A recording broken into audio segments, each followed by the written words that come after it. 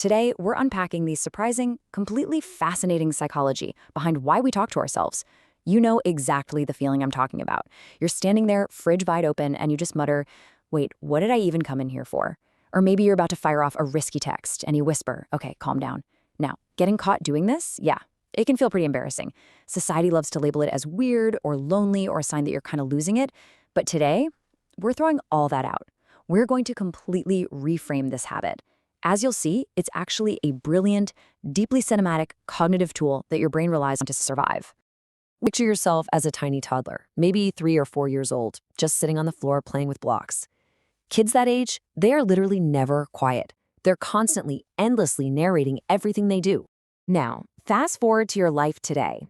Whether you're frantically tearing the house apart looking for your keys, or just murmuring to yourself while replaying some awkward conversation from yesterday, you've definitely caught yourself talking out loud. And I bet you've looked around to see if anyone was giving you the side eye, wondering, man, why do I still do this? Well, here's the absolute game changer. You are not crazy. This behavior isn't a red flag for loneliness or losing your mind. Actually, scratch that. It's the exact opposite. It's an incredibly common primal survival mechanism. When you're hit with extreme stress, a sudden emotional shock, or just a really complex problem, your internal processing system gets totally overwhelmed. So what does it do? It kicks this vocal mechanism right into gear to help you cope. There was this brilliant Russian psychologist, Lev Vygotsky, who called this childhood narration private speech. He figured out that for young kids, language and thought are two totally separate things. They literally cannot think silently yet. So they use physical sound as a sort of operating system to solve problems. Then, right around age 7 or 8, that voice goes through internalization. It sinks inward, the volume dials down, and boom, it becomes your silent inner monologue. It's honestly like riding a bike. Your inner monologue is what happens after the training wheels come off.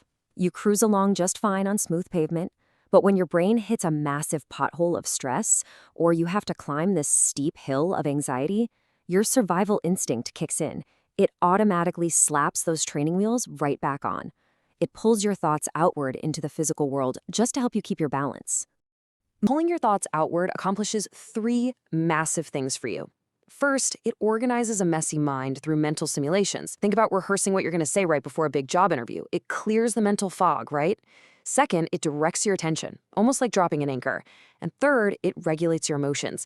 Say you get a super passive-aggressive email and you mutter, wow, I am way too angry to reply to this right now. You are labeling that emotion out loud so it doesn't completely swallow you whole. Let's zoom in on that second function for a second, directing your attention. When you're running late, tearing up the living room, and chanting phone, wallet, keys, you aren't just doing some weird, empty cheerleading. Your panicked brain is being pulled in 50 different directions. By speaking out loud, you are literally writing a detailed set of GPS directions in real time to lock your focus in place and keep your hands moving the right way. Psychology shows us it directly reflects the actual structure of your mind and what's going on in your life. The first group is people carrying a massive cognitive load. Overthinkers, I'm looking at you. Your brains don't think in nice, straight lines. They think in these chaotic, branching diagrams that totally overload your working memory. Imagine a crazy rush hour intersection with the traffic lights completely blacked out. For overthinkers, muttering out loud acts as the traffic cop. It forces all those racing thoughts down one single linear path of sound, blocking out all the extra noise. The second group consists of people who are lonely. Let's face it, modern life has created an absolute epidemic of silence. When a human mind is starved for feedback, it triggers a wild survival mechanism. It practically splits in two. One half becomes the storyteller, and the other half steps back to be the listener. The sound of your own voice bounces back into your ears, creating a resilient sounding board. It gives you physical proof that your pain is real and your feelings are totally valid. And then there's the third group, neurodivergent individuals, like those managing ADHD or anxiety. For them, speaking out loud is an absolute lifeline called verbal pacing. When your stream of thought drifts away like a kite with a snapped string, narrating your actions out loud builds a physical bridge between what you want to do and actually doing it. It literally pins a wandering mind to the present moment. It's like a gentle, steadying hand on the shoulder of an overwhelmed nervous system. That inner microphone cuts both ways. The exact quality of your inner dialogue is what decides whether this habit lifts you up or completely drags you under. Neuroscience points us to something called the default mode network, or DMN. This network is most active when you're just idling, letting your mind wander. Now, in a healthy state, it's great. It helps you daydream and get creative. But when we're hurting or under intense pressure, the DMN goes into absolute overdrive. It morphs into a mental prison, trapping you in this exhausting, repetitive cycle of rumination. You find yourself replaying the exact same negative scenes hundreds of times. You're basically locked in a room 24/7 with a bully who knows every single one of your deepest weaknesses. And the worst part? That bully is you. Just look at the devastating difference here. Imagine you accidentally spill coffee all over your boss. Healthy self-talk evaluates the behavior. It says, okay, that was a really clumsy thing to do. Let's grab some paper towels. It focuses on a fixable mistake. But the harsh inner critic, it doesn't care about the behavior. It goes straight for the jugular, your identity. It waits until you're lying awake in the dark to whisper, you always ruin everything. You're a total joke. It's incredibly toxic, slowly draining your confidence and fueling anxiety and depression. You can't just smash the internal microphone. That's impossible. Your goal here is to forcefully take the microphone back and change who is holding it, using some highly effective science-backed psychology. If you want to transform that nasty inner critic back into a supportive inner coach, there are 3 core therapeutic principles you can deploy the very second you feel the panic setting in and the rumination starting up.